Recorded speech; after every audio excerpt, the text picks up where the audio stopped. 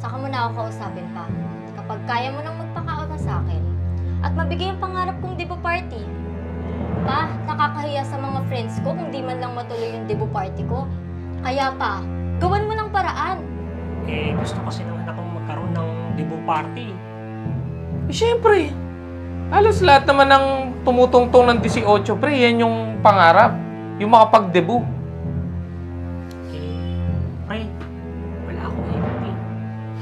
Depende mo yung kidney mo.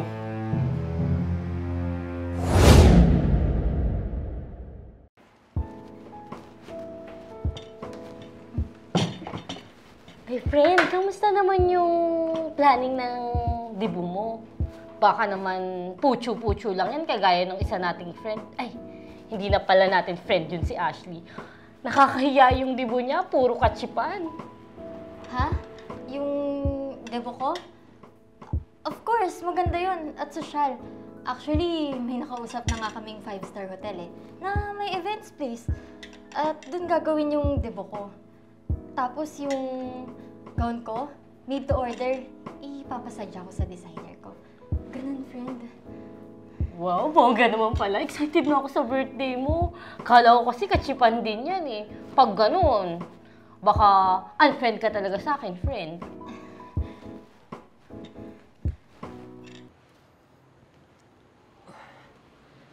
Ay, pa. Oh. Ba't ngayon ka lang, pa? Anak, Kote, kumain ka na ba?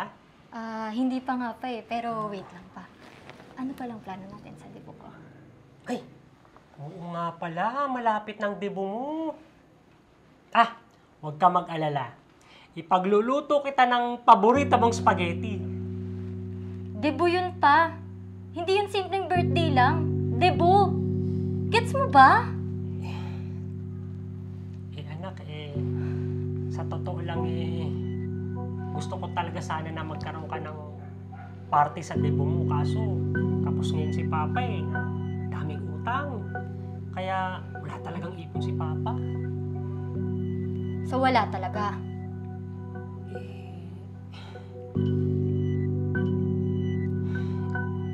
Ay nako, bisit!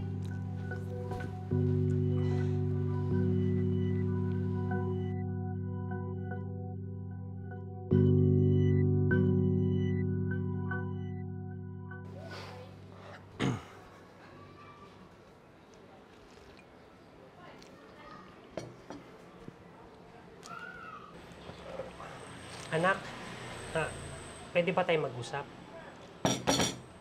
Saka mo na ako kausapin pa.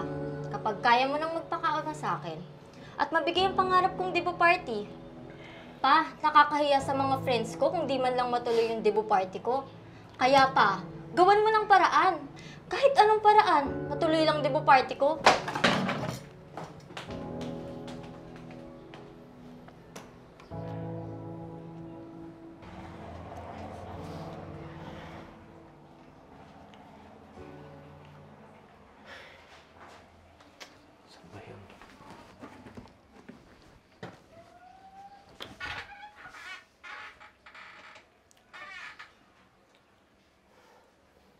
Pre, ba't ganyan yung mukha mo? Baka may problema. Wala. Yung debut lang ng anak ko. Oh, ano problema nun? Gusto kasi ng anak kong magkaroon ng debut party. Siyempre. Halos lahat naman ng tumutungtong ng 18, pre, yan yung pangarap. Yung makapag-debut. Pre, wala akong ipon eh. Di mag-loan ka sa company na to. Loan? Lahat ng loan dito sa company, nagawa ko na. Lahat nga, binabayaran ko pa eh. Yan lang. Depende mo yung kidney mo. Kidney ko? May benta? Joke yun. Di mo gets? Tanda mo na kasi, pre. Pre, kung ako sa'yo, gawan mo na ng paraan na matuloy ang debut ng anak mo, pare. Kasi talaga magtatampo yun sa'yo pag hindi yan natuloy. Gawan mo ng paraan, pre. Kahit anong paraan, gawin mo para lang matuloy yan. Kung hindi, baka magtampo yun sa'yo, pre. Gusto man kitang pautangin, malay, wala akong pera eh. Kasi, ito yung hinahanap ko eh. Napahanap si boss eh. Ito pala eh.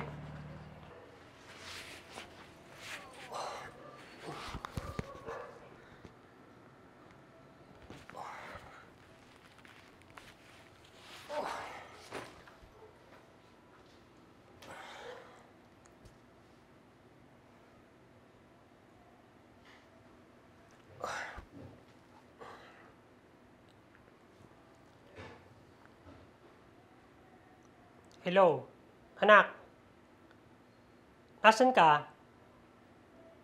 Umuwi ka ba? Dito na muna ako sa bahay ng kaibigan ko. Uuwi lang ako kapag may pera ka na pwede kong magamit sa debo ko. Pero anak,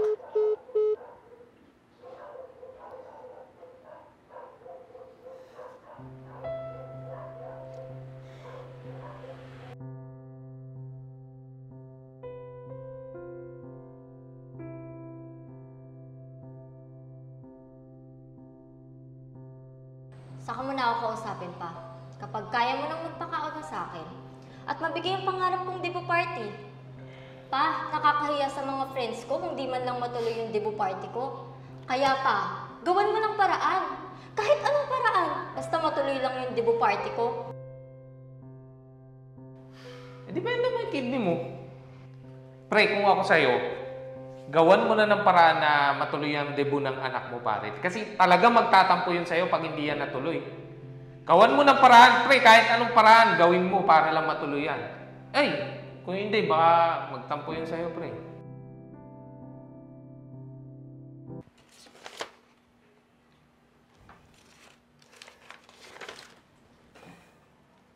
Sigurado ka na ba dyan sa desisyon mo? Kita naman sa mga test results mo na healthy ka naman.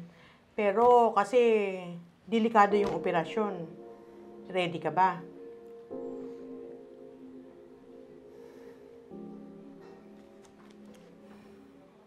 Wow, I really like your gown. Yes, ang pretty, di ba? Grabe. May mga gold pa. Is it real gold? Yeah, of course.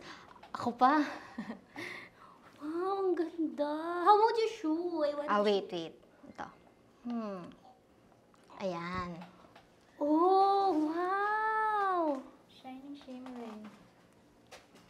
Ganda, di ba? Yeah, oo. Dapat meron ka ring DJ. May DJ ka ba on your party? May refer ka ba? Yeah. Ay, i-ask ko si mom ko kasi parang merong mga DJ na nangungulit sa kanya dun sa bar namin sa Makati. Sige. Or at least mabigyan kayo ng discount if you want. Yeah, kahit magkano yan, afford ko naman yun. Ayan. Wow. Wait. Ano ba ba? Ang kulit mo naman eh. Di ba sinabi ko na sa'yo, saka mo na lang ako tawagan kapag may pera ka na? Ma'am? Ma'am, mula po ito sa Funeraria 1. Ginamit lang po namin ang phone ng papa nyo. Nandito po siya ngayon.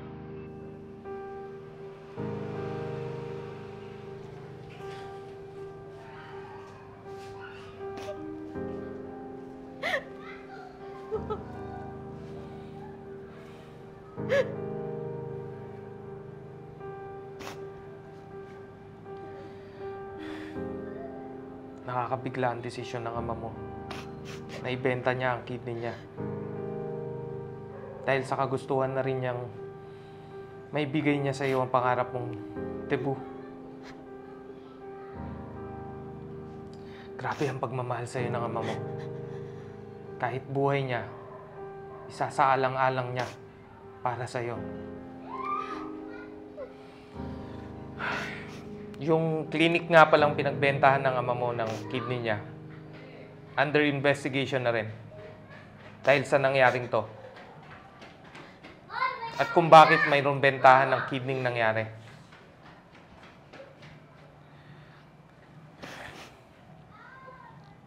I'm sorry. Hindi ko alam na habot sa ganito yung pagiging selfish ko.